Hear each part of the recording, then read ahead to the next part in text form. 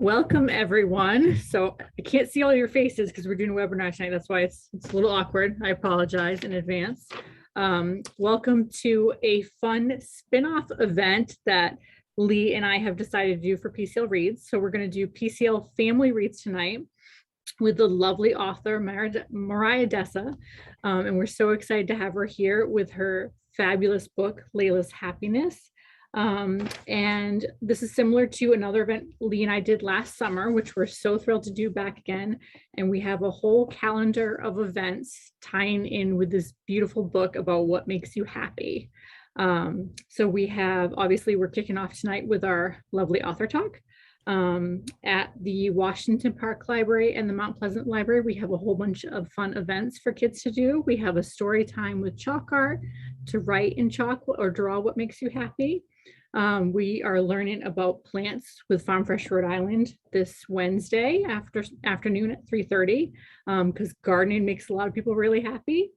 Mr. Kevin's going to do a blissful steam activity that's next Wednesday. So who knows what that entails? It's always a surprise with Mr. Kevin.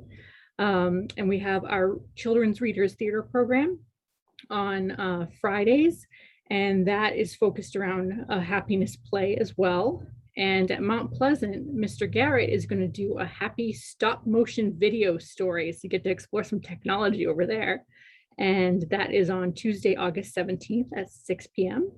And he is also doing a happiness string art on Wednesday, August 18th in the afternoon.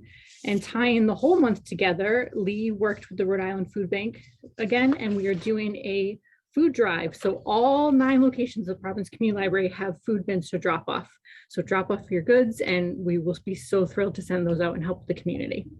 So now I would like to introduce our special co-host interviewer tonight, which is Cheryl Space, our lovely library director, and she's going to talk next. So Cheryl, on to you.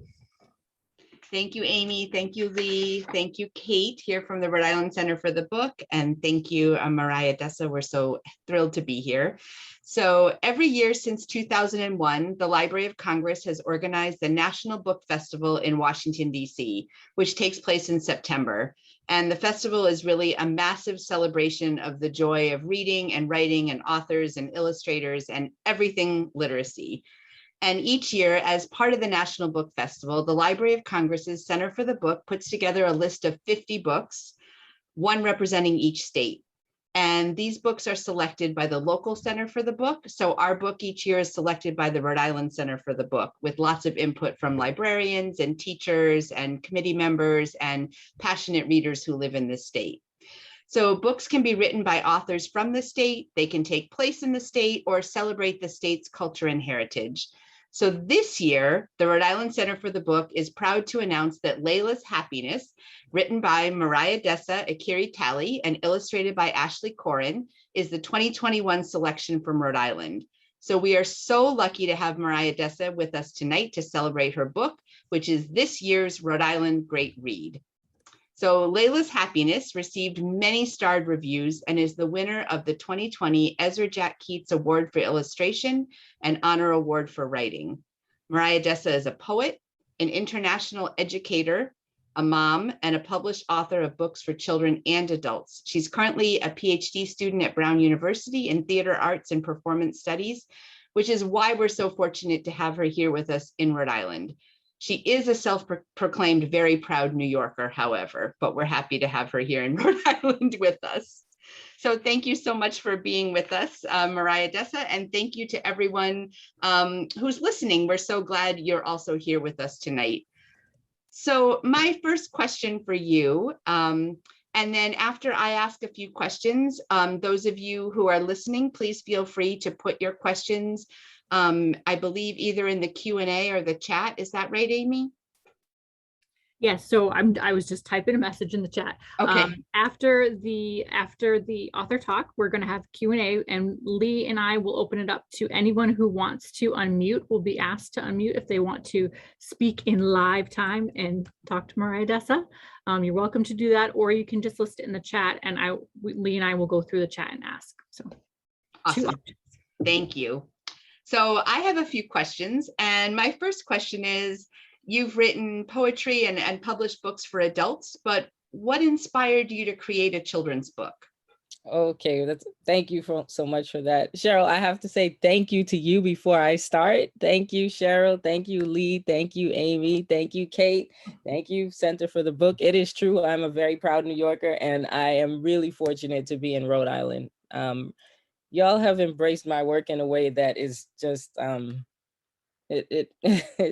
it's beautiful. And so I'm really grateful for that, I have to say. Really, it really touches me. I mention this to people often, and I'm really proud to be here, really happy to be here. So I do want to put that out, right? So thank you for Awesome. that. Okay, so I wrote Layla's Happiness because I had a daughter, right? I mean, I started writing children's books around 2006. My oldest daughter was born in 2005, and I was living in Belgium, where my husband is from. And so I was looking for books for my daughter that reflected our family. And I was having a hard time finding those books. And so because I write, right, that was what I did. I thought, okay, well, if I can't find the books, I'll write the books. But okay, it's one thing to write the books. It's another thing to write them well, right? And there's another thing to find a publisher. And so the process from starting to write to actually getting someone interested in a book took a good 6 years. Wow. And then to actually publishing the book from 2006 to 2019. Wow. Right. So yeah, people sometimes ask me, how do you do this? And I don't, I look at them like, I don't think you want to do what I've done. Right. But patience and learning your craft are really like the way. That was Right. an incredible amount of patience to wait that long and to persevere through all of that. Wow. Yeah, it was a lot. But I've said before, I told Kate this, that a local librarian when I was living in New York helped me with my initial manuscripts. Wonderful. And so, right, yeah, librarians are so, and libraries are so important to me. And my initial manuscripts, she would say, "Oh, yeah, this is good, but you got to work on some things," you know. And so she talked to me about what needed work. And through that process, like kind of thinking about what she said, going back to the drawing board, Layla came, but it took time, right? It took time. So I'm going to pick up on something that you said for my next question. So you said, you know, having a daughter and you were looking for books that represented your family. So I really got to thinking about that because your book won 2 awards from the Ezra Jack Keats Foundation. And, you know, he was a leading author and illustrator for portraying African-American and other children of color, just playing outside, being imaginative, living their lives, mainly in urban settings, which is was especially unusual at that time, but still unfortunately is. So I was wondering what your reaction was to receiving the Ezra Jack Keats Award specifically. And what is the importance of that award in general? It's for new authors and illustrators, but also there's just a deep heritage there in trying to broaden out children's books. So can you just talk a little bit about how that felt? Yes. You know, again, considering that it took so long, right? It was a long process. And then, you know, I have written other books and they're out there somewhere. But they didn't get that sort of attention, right? So when the starred reviews came in, that was shocking. And I would actually call Claudia, my publisher, a lot, because it was beautiful and overwhelming, just the reviews that were coming in. Right. I hadn't had so many reviews in the past. I had reviews, thankfully, right? But it wasn't like the New York Times is writing about you, or right. You know, it was a different scale. Let's put it like that. And it was important to me what was happening, but this was a whole other scale.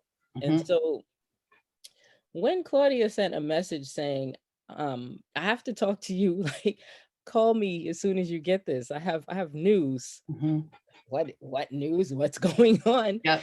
And so she said, you know, I called her and she told me Layla's Happiness has gotten the Ezra Jack Keats Award and the Ezra Jack Keats honor.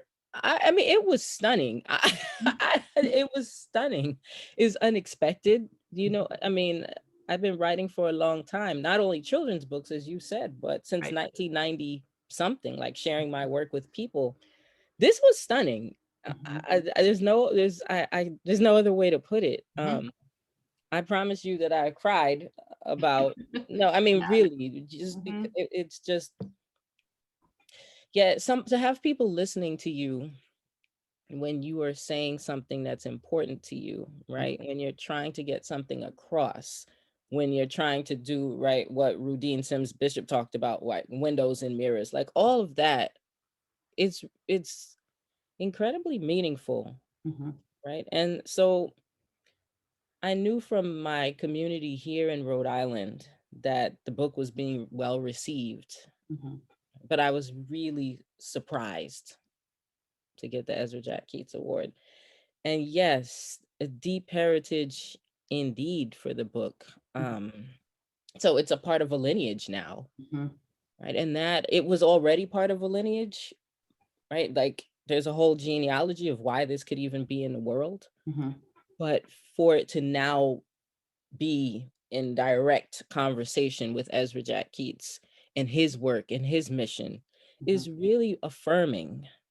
It's really affirming. So, and Ezra Jack Keats Foundation and Deborah Pope, they're fantastic and supportive, and yeah, it's just been amazing, and it's yeah, it's still hard to put into words actually. Yeah, no, thank you for that. And I can imagine, I mean, some of the award winners every year, like among my favorite books, they just really open doors. You know, there's a lot of many beautiful books. So that's really exciting to have your book be part of that lineage, as you say. So connecting to that, can you tell us how the illustrator Ashley Korn was selected? Because you look at these beautiful, joyful images, they literally just leap off the page, and the colors, and you're just drawn right in. So how was she selected, and did you have a relationship with her in the creation of this book? I know sometimes it can be a very separate thing. So I'm just wondering what your particular experience was. Yes, well, we had the opposite experience because Claudia and Enchanted Lion Books, she really, really wants the authors and the illustrators to be in conversation, which is the opposite of what you usually see happening, right? It's the total opposite of what you normally see happening. So, I mean, this was a difficult process actually finding the illustrator too, believe it or not. Because one of the things was I knew that Layla was a Black child. And so I thought, okay, let's find a Black woman illustrator, right, to draw this Black girl child in her reality, right? And of course, we have different realities. It's not like, right, it's not like just because, but because Ashley, it turns out, and I'll go back, but Ashley, it turns out, is, you know, she's a Southern woman. So part of the urban experience that was, she had to do a little research on that, right? And she discussed that. But I just thought a person who can portray her honestly, authentically, right? I want to have a Black woman illustrator. And you already know from the statistics how small the percentages are of authors, Black authors, authors of color, Black illustrators. It's minuscule, right? And so Claudia said, okay, we're going to do that then. If that's who you would like, a Black woman illustrator, we'll find one. And so we started the process.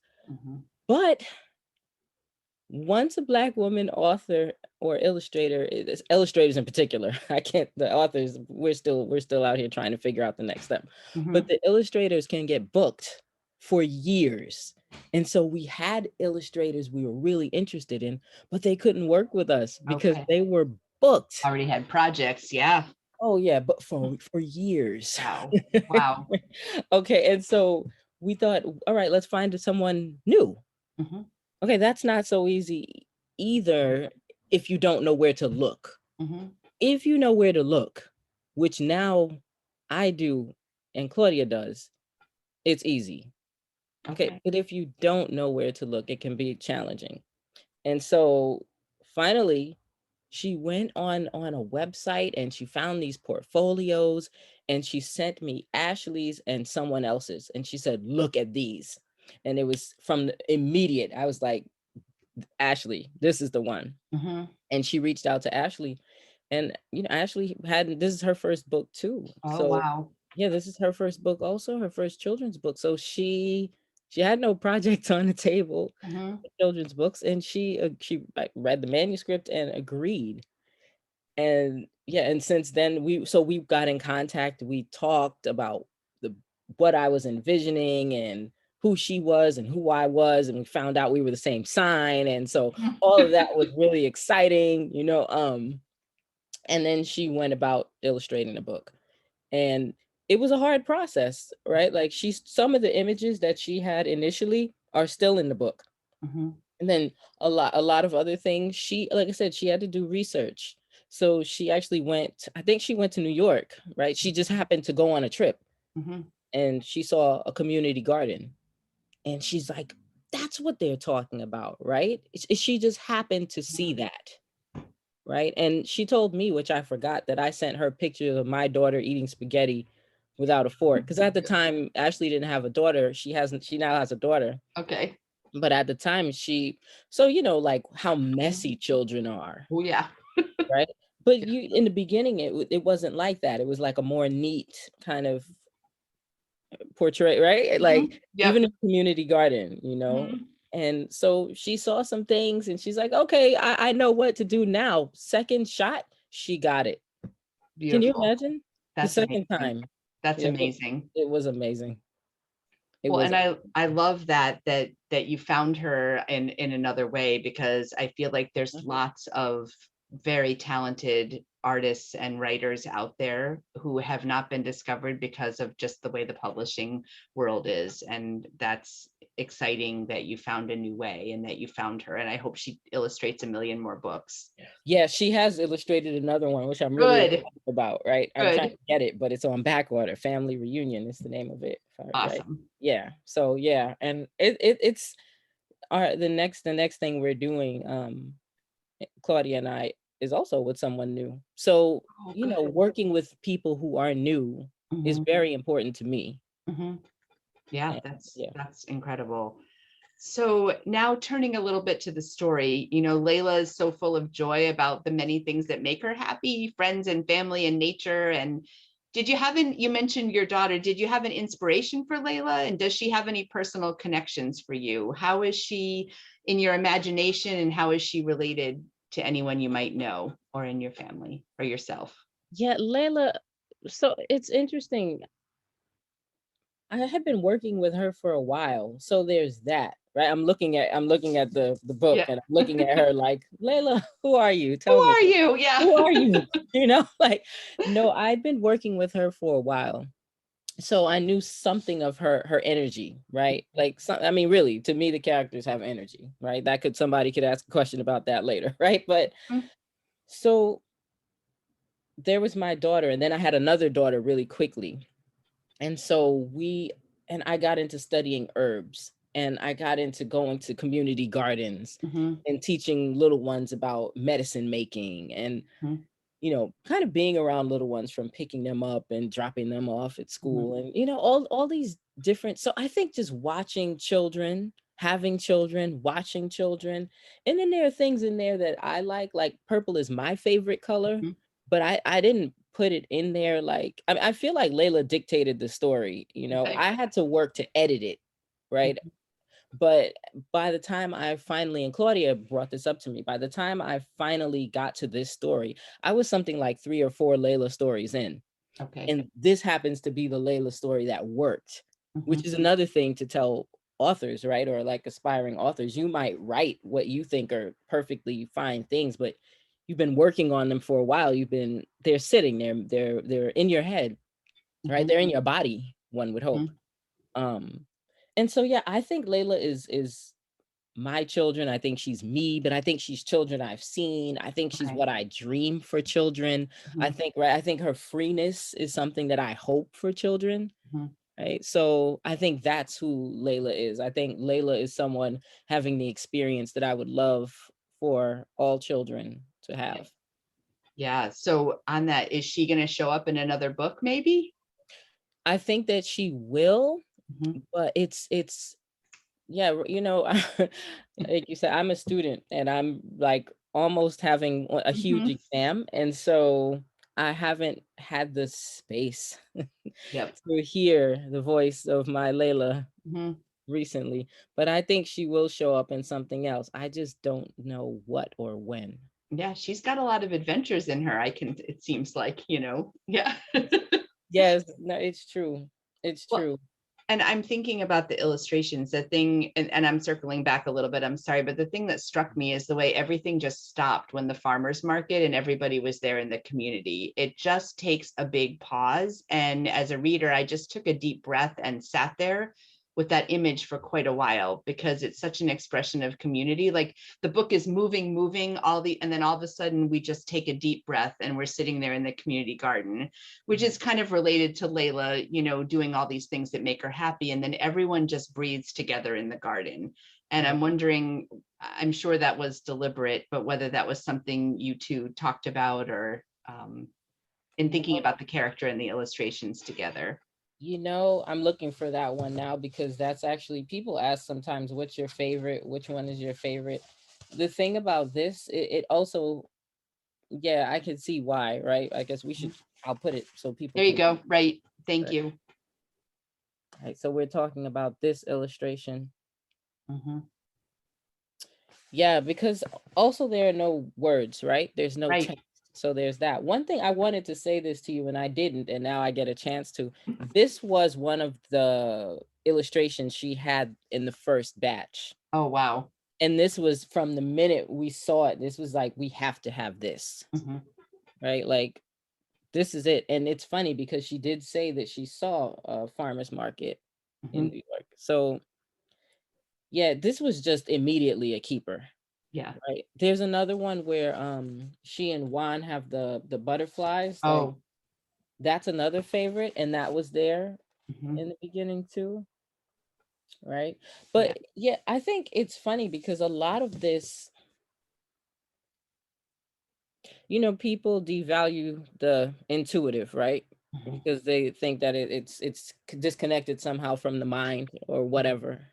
And it's like sometimes intuitively that something belongs. Mhm. And that illustration was such a surprise, right? With no words, but we knew it belonged. Yeah. We Yeah. knew it belonged. Well, it's very powerful and it stood out to me immediately. Just looking at that, I was like, wow, it just comes to a stop and we just pause here and you get drawn in. And the way it's open on one side, there's room for you too to kind of be part of the scene in a way. There's like an opening to the circle that was really Absolutely. beautiful as well. Oh, I love the way you put that. Yeah, yes, So, yeah. Yeah, that's it's one of my there are a lot in this that mhm. when I saw what she had done, I'm telling you, I don't think I could say much. I was just like she did it, right? Like she really Right. did this. And seeing your words, take on this other, it adds meaning, it does. It really works together to add a beautiful meaning and energy that we're already there, but just ramps it up and gives it a whole new flair. Oh, absolutely. I almost don't want to do anything without an illustrator like going forward. Like I actually did a little booklet with someone and we illustrated it's for grown folks, but I asked someone to illustrate it because I see how with pictures, right? Just like with music or with dance, you get things have layers and another life, right? Yep, Mm-hmm. absolutely. So I know other people are having questions, but I just have a couple more. So can you talk a little bit about the connection for you between nature and happiness? Because that was a strong theme and thread in this book. And I know you said in it, about being an herbalist and caring about plants and natural healing and health. So how did that play into this book a little bit? Yeah, no, that's a great question. It's one, and actually, nature is one of the reasons that I'm happy to be here in Rhode Island, actually, right? Because the beaches are so beautiful. So even I studied herbalism in New York with an amazing woman named Robin Rose Bennett, an amazing herbalist, and I did a 3-year apprenticeship with her. And she taught us to be able to go in woods and find certain things that you can Wow. use to make medicine, right? I mean, when I met Robin, I didn't know that a wish flower was a dandelion, Oh. right? I didn't know that there were different stages, and I didn't know the different names of trees, right? I just knew they're trees, right? Right. And I know that the herbs work. So it's not that it wasn't like, who cares about nature? It was never that. But I didn't have a deep relationship with it. And I didn't know what the names of things were. And so during the apprenticeship, we learned about herbs. And I thought, okay, we'll learn about herbs that we can buy in the store, right? No, you're going to go in the woods. Out there in the woods. You're going to go in the woods and you're going to learn about planting things, and you're going to learn about connecting with things. And it was like, oh, okay, this is powerful. And I remember Robin said that plants are our elders and our teachers. And that was just like a doorway to another way of being. Right. And so I would seek out nature in New York because it is there, right? We have lots of beautiful parks. So that there was that. For me, nature is it's centering. It's a place I can go if I'm tired, and I know I will be held, and I will get energy, and I can experience quiet. And that brings us to Rhode Island, right, with the stunning beaches. I mean, just staggering. Yeah, I could certainly hike and walk in woods, and I've done that too, and that's really centering also. But being able to go to, I went to East Beach recently, and I was stunned by, yeah, I actually went running into the ocean. Like it was raining and it was cold and I can't swim. How about that? Oh my gosh. Yeah. Yeah, and I went running into the ocean laughing, right? Wow. Yeah, there's just, and we were camping that weekend too, and I'd never gone camping before. So like never. Just right in there. Yeah. Like never. And so, yeah, I mean, it's a restorative space, right? And it reminds you of who you are. And I think too, it reminds you that you're part of a circle. Right? Like we're getting into a whole other level of conversation We here, are. but I think it's just really, it's useful to remember that humans are not the center of the universe. There are plants and there are animals and there are stars and there's a sun. And I think Layla knows all of that, right? I really do. Like I feel that, right? Like we're all in community.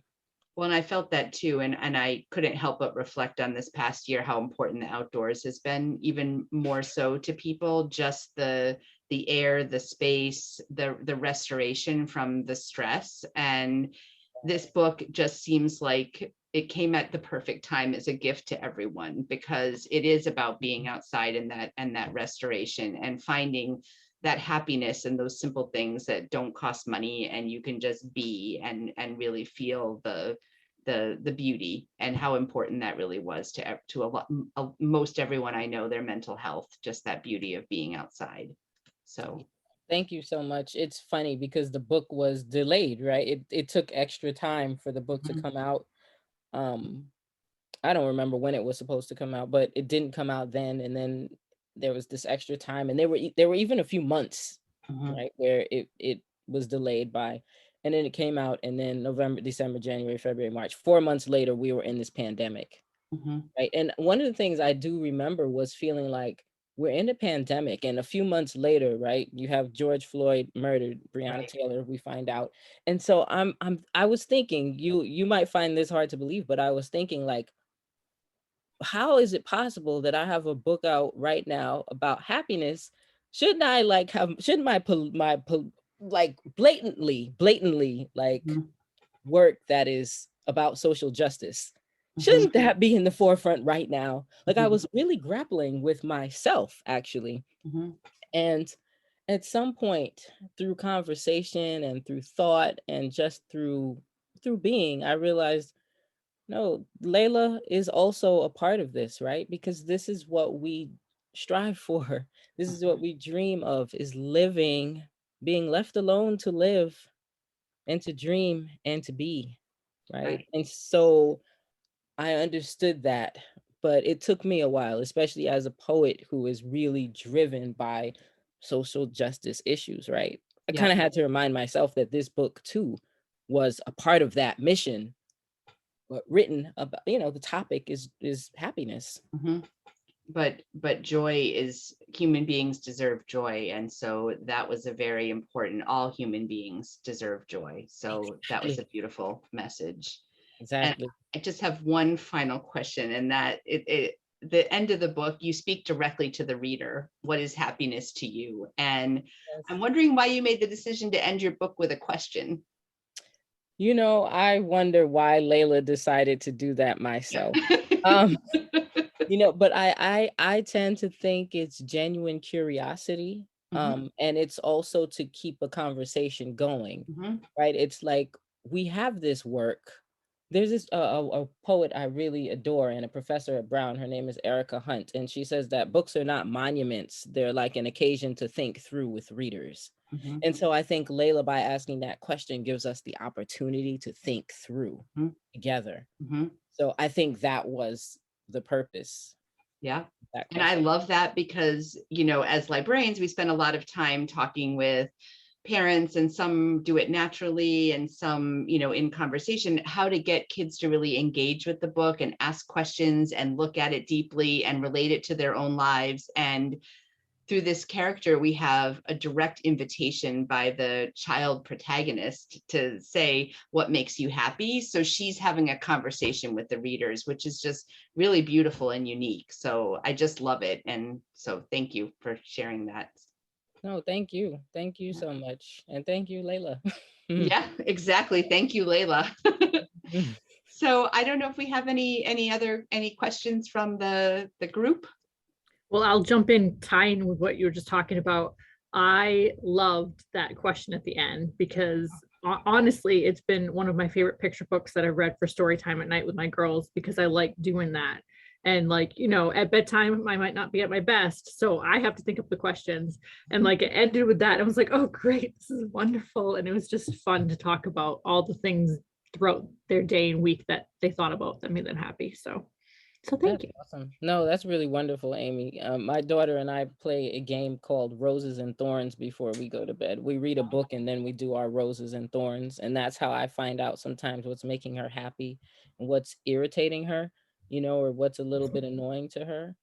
So but it is a really wonderful, that's true. I feel it's strange. I feel distant from the book in a way that I don't analyze it, right? I wrote it, but I don't analyze it. And I'm like, oh my gosh, the book can do that. That's great. Do you know what I mean? The book can give you a break so that you can let Layla ask the question and you just listen and perhaps respond yourself. So thank you for that.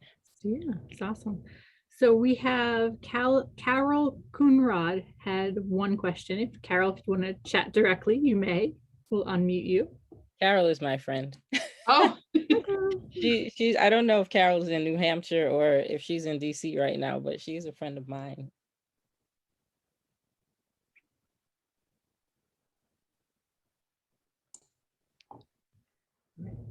Well, Carol said to tell us about the James Baldwin candle. Oh, yeah. So today is James Baldwin's birthday, right? Today is James Baldwin's birthday. I always have this James Baldwin stuff here. Always. There's another piece that you can't see.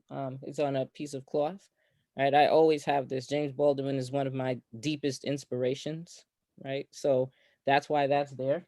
And this candle, my husband Dominique got this for me for my birthday. Right. So, yeah, it's amazing. It says James Baldwin is the patron saint of poets, uncles, and exiles. And it's wonderful. There's a whole bunch of things on the back about just thinking about history and right. It's a really beautiful gift. So happy birthday, James Baldwin. I love that. That's awesome. Thank you. I have a question. Can you tell us about the crown you're wearing on your head? It's so beautiful. Oh, thank you. It's so fun. My oldest daughter and I were talking about this crown because my daughters, they remember when I bought this was a long time ago. All right. I mean, this again, you and I seem to communicate on another level here, Cheryl. So, but I bought this. A woman made this, and it's funny, her Instagram handle is RULHERS. And last time I looked for her, I couldn't find her. But she handmade these, and she puts in the stones that you tell her, which ones you want or what you want. And so at the time I asked her for, like, there's carnelian in here. I asked her for stones that had to do with the voice, right? And had to do with expressing yourself. And so she made this crown. This had to be like 2015, 2016. So it's a long time ago, right? And my daughter and I were talking about it today. We're texting. And she says, "Oh my God, I remember when you got that crown, all this." And she's like, and I said to her, "Yeah, but I had to get the crown so that I could recognize that I deserved a crown in myself. I had to recognize that in myself, right?" And the funny thing is, because you all are really bringing up Baldwin here, in one of my books, it starts out with a James Baldwin quote. He says, "Our crown has already been bought and paid for. All we have to do is wear it." Yeah, super powerful. And so I didn't wear this crown for a long time. I bought it, but I didn't wear it. And I finally wore it when I got the Ezra Jack Keats Award, right? When I got that honor. So then I wore it. And then that's why you have a picture that's all connected to Ezra Jack Keats. And then I decided to wear it again today. I think I've worn it once in Walgreens on the East Side too, on Mother's Day. Awesome. That's perfect. I think they were like, "Oh, okay." Yeah. Come on in, Queen. Yes. All moms should wear crowns on Mother's Day. Yep. Exactly. That's what I'm saying. Like, even if it's a flower crown, if you get flowers and you put them together, like it's something special. And so I wanted to wear it to tonight because I've told you all, and I'll tell you again, I really am humbled and honored by you all recognizing Layla, and by the Center for the Book, the Rhode Island Center for the Book, choosing to honor Layla as the Great Reads. And I really am thankful to all of you for putting together such beautiful programming at your libraries. Like, it's stunning the amount of work that you already do, and then you added this on top of it during a pandemic. Like, people should really, our librarians are priceless and sacred, and they don't do easy work. And so I'm wearing a crown, but I can't wear it without all of you, right? Thank you. That's really beautiful about how we all share, because getting books to people is a whole process, right? It's a whole circle. And I love that libraries can be part of that, bringing this beautiful literature out into the community.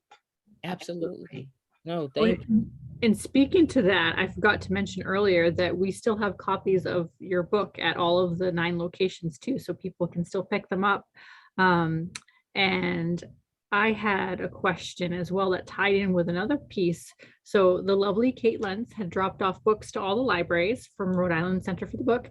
And also included in that packet was a lovely postcard that encouraged people to write or draw a picture of their 5 favorite things that make them happy.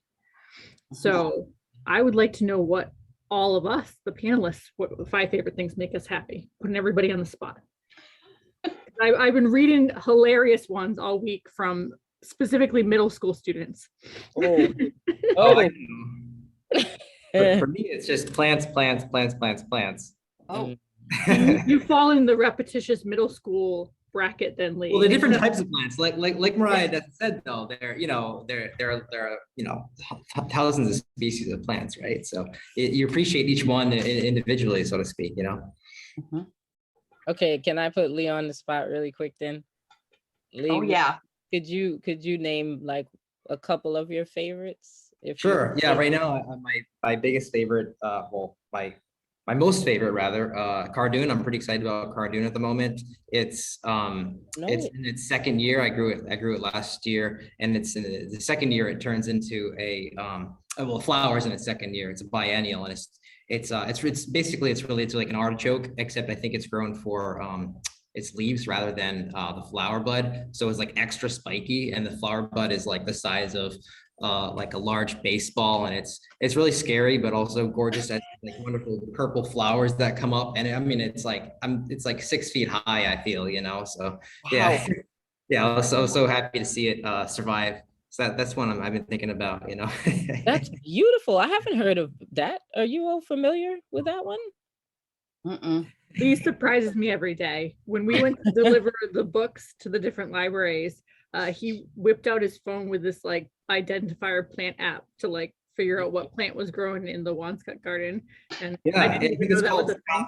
It's called Scott's broom, and apparently you can make broom you know, cleaning implements like brooms out of it, and it's yeah. So yeah, you we'll have to ask them over there if we can harvest them. Wow. Wow. Wow. Oh, wow. I see there. Oh, Len Cabral is here. What about you guys? What was making you happy? Much respect. Yeah, any comments from the crowd? I would say the thing that has made me the most happy is having my daughter drive me around in the car, because she's learning how to drive, and it's a lot of fun because she had to get nighttime driving hours. So sometimes on a Saturday night at 9 o'clock, we'll just set out and she'll drive me around and we'll see where we end up. So that has been one of the things that makes me the most happy right now. Wow. You're probably the only parent that I've ever heard say that, by the way. Yeah.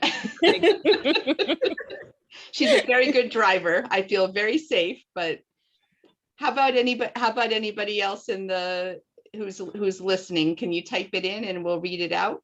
Well, Kate said hearing your laugh, Cheryl, makes her happy because you have the best laugh ever. Laughter is healing. What about our lovely author? What 5 things make you happy? Oh my gosh, dancing is a huge one, and only got bigger for me during the pandemic. I just had a small post, because I would have gotten really, again, going subterranean on how dancing has helped me during this pandemic. So dancing is one. The beach is another. My family is another. My husband, Dominique Sendai Ganza, is an amazing human being. Yeah, he loves plants too. And he has, like, a friend said that you have a forest outside, because he planted so many different things. Our daughters, so right, that's 3. The whole unit, that's 3. Trees, absolutely. Yeah, being around trees, and I don't know, it's with writing and quiet. So I started with dancing, which is a lot of noise because the music must be loud, and then all the way to quiet, right? I mean, libraries make me very happy also. So, and that's the truth, right? Quiet libraries, writing, that is like, and I've missed libraries during the pandemic a lot. Yep. All right, I'm looking through to see what other people have said. So Len said he loved the book and listening to you has been a happy time. That's beautiful.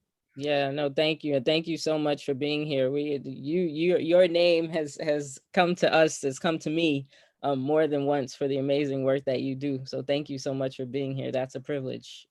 Thank you. Yeah, thank you. Thank you.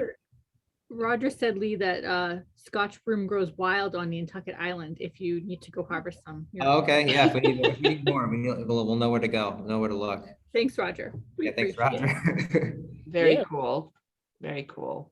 I think that wraps up another PCL Reads. Thank you all so much. Thank you so much for joining us.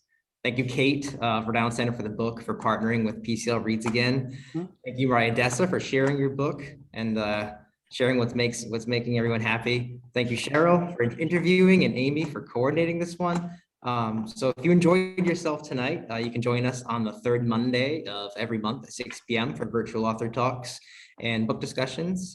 Next week, actually, we'll be traveling virtually to Amy's home library, Washington Park, for an author talk featuring Marilyn Chase. She'll be talking about her book, Everything She Touched, biography about the sculptor Ruth Asawa. And in September, we'll be talking about the graphic memoir, The Best We Could Do by T. Bowie, with Cheryl as a special guest. So until next time, good night, everybody. Thank Right, thank you. you all Bye, so everyone. much. Congratulations, Mariahadessa. Thank you. Thank All you right. so much.